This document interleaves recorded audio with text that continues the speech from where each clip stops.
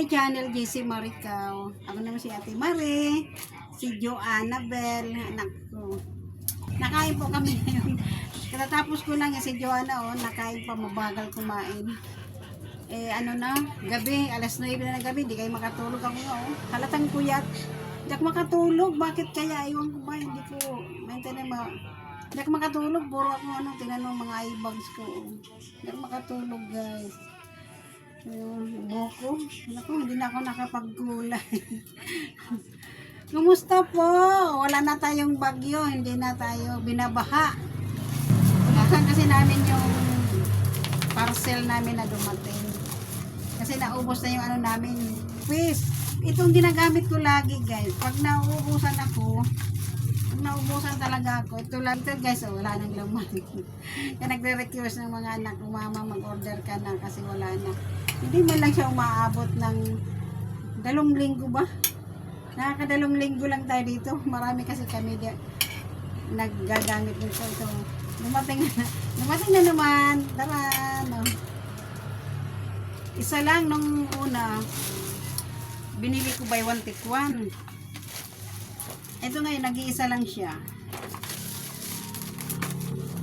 Kaya maganda ito gamitin kasi nga, pagising mo ng umaga, hindi mabaho yung bunganga mo. Kasi mayroong ginagamit mo na pagising mo ng umaga, di ba? May amoy yung bunganga mo. Ito hindi. Maganda siya. Maganda siya. Ito lagi ang ginagamit ko, yung Escoban. Ito lagi. Hindi naman nagtatagal sa amin. Ito siya. Malaki. Ano lang ito? 110 yata yun. Ito lagi ginagamit ko. Tapos minsan may mga presya na toothbrush. Mayroon siyang pre. Ngayon isa lang kinuha ko, medyo wala akong budget ngayon. Kasi maganda siya, Maganda siya. Ito ginamit ko, nagpapaputi rin siya ng ngipin.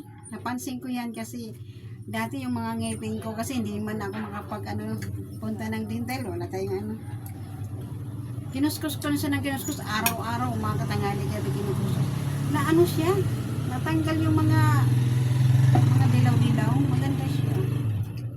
Hindi mabaho sa bunga nga, inaantok ako, guys, inaantok ako. Hindi ko alam kung hindi, wala naman ako iniisip, pero bakit inaantok ako. Yung mga aso kasi maingay dito. Kaya hindi ako makatulog. Tapos kahapon tumulong din ako dito sa amin dahil nung malakas ang ulan, tumutulo yung namin, sahig. Ayun, bubong, sahig. Tumutulo. Dahil hindi pa nga natatapos yung namin, yung bubong. Tumutulo. Wala pang tiles doon sa second pick. Kaya ang ginawa ko, mayroon naman kaming doon dating na-stock na tiles, pinatiles ko na kahapon. Kaya ito okay na yung namin, second floor may tiles na. Mabasa man, kaunting punas lang, malinis na. Kasi pag hindi mo talaga asikasuhin, kadere talaga, puro putik ang aabutin mo. Kasi wala pa akong bubong sa itaas. Mahirap yung materialis, ang mahal. Ang mahal ang materialis talaga ngayon. Hindi ka makabili-bili ng tuloy-tuloy. Kaya paunti-unti lang ang bili ng materialis.